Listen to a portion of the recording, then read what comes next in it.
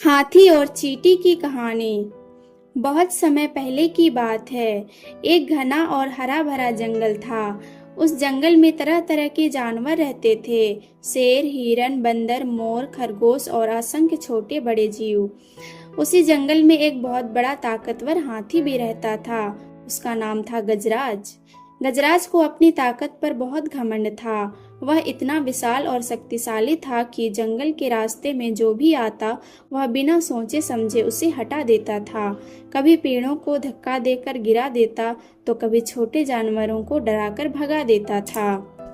गजराज अक्सर कहा करता था, इस जंगल में मुझसे ताकतवर कोई नहीं है। मैं जिसे चाहूं कुचल सकता हूँ। जंगल के बाकी जानवर गजराज से बहुत डरते थे। कोई भी उसके सामने बोलने की हिम्मत नहीं रखता था। गजराज जहाँ से गुजरता वहाँ छोटे जीवों को अपनी जान बचाने के लिए भागना पड़ता था। उसी जंगल के एक कोने में एक पेड़ की जड़ों के पास चींटियों का एक छोटा सा संसार था। हजारों चींटियां मिलकर रहती थी। वे बहुत मेहनती, अनुशासित और एक दूसरे की मदद करने वाली थी। चींटियों की रानी बहुत बुद्धिमान थी। वह हमेशा सबको सिखाती, हम भले ही छोटे हैं लेकिन अगर हम मिलकर काम करें तो बड़े से बड़े समस्या को भी हल कर सकते हैं। एक दिन गजराज जंगल में घूमते घूमते उसी पेड़ के पास पहुंचा जहां चींटियों का घर था। उसे जरा भी ध्यान नहीं रहा कि नीचे क्या है। उसने जोर से अपना भारी पैर आगे बढ़ाया और चींटियों के घर पर रख दिया।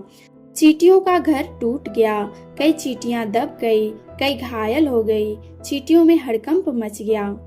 एक छोटी सी चींटी हिम्मत करके गजराज के पास आई और बोली, महाराज हाथी जी, कृपया ध्यान से चलिए, आपने हमारा घर तोड़ दिया है। गजराज जोर जोर से हंस पड़ा। अरे छोटी चींटी, तुम मुझसे बात करने आई हो? तुम्हारी औकात क्या है? अगर मैंने चाहा तो तुम सबको एक ही पैर में कुचल दूं। चींटी डर गई लेकिन उसने फिर भी विनम्रता से बोली, हम छोटे हैं लेकिन हमें भी जीने का अधिकार है। गजराज को यह बात बहुत बुरी लगी। उसने गुस्से में कहा, भाग जाओ यहाँ से वरना अभी कुचल दूंगा। डरी सहमी चींटी वापस अपने समूह में चली गई और सारी बात रानी चींटी को बता दी। रानी चींटी ने सबकी बात ध्यान से सुनी और शांत स्वर में बोली, गजराज बहुत घमंडी है, उसे लगता है कि ताकत ही सब कुछ है। अब उसे एक सबक सिखाने का समय आ गया है। सारी चींटियां एकजुट हो गई। उन्होंने तय किया कि वे किसी को नुकसान नहीं पहुंचाएगी, लेकिन गजराज को यह एहसास जरूर दिलाएगी कि छोटे होने का मतलब कमजोर होना नहीं होता है। अगले दिन गजराज उसी रास्ते में फिर गुजरा। जैसे ही वह आगे बढ़ा, सैकड़ों चींटियां उसके पैरों पर चढ़ गई। कुछ उसके कानों में घुस गई, कुछ सूंड में, कुछ आंखों के पास। गजराज घबरा गया। अरे ये क्या हो रहा है? वह जोर जोर से पैर पटकने लगा, सूंड हिलाने लगा, लेकिन चींटियां हटने का नाम नहीं ले रही थी।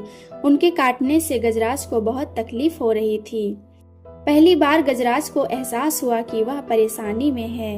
वह दर्द से चिल्लाया, मुझे माफ कर दो, मैं गलती मानता हूँ, मुझे बचा लो।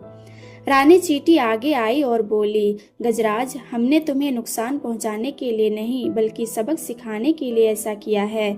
तुम बहुत ताकतवर हो लेकिन घमंड इंसान या जानवर को अंधा बना देता है। गजराज की आंखों से आंसू निकल आए। मुझे माफ कर दो, आज मुझे समझ में आ गया कि ताकत से बड़ा भी कुछ होता है, एकता और सम्मान। रानी चींटी ने इशारा किया और सारी चींटियां गजराज से दूर हो गई। उस दिन के बाद गजराज पूरी तरह बदल गया। वह जंगल में चलते समय ध्यान रखने लगा, छोटे छोटे जानवरों से प्यार से बातें करने लगा, कभी किसी को परेशान नहीं करता। वह अक्सर कहता, मैं बड़ा जरूर हूँ लेकिन हर छोटा जीव भी इस जंगल का उतना ही महत्वपूर्ण हिस्सा है। जंगल के सारे जानवर गजराज के इस बदलाव से बहुत खुश हुए। इस कहानी से हमें ये सीख मिलती है कि घमंड चाहे ताकत का हो या पद का, अंत में नुकसान ही देता है।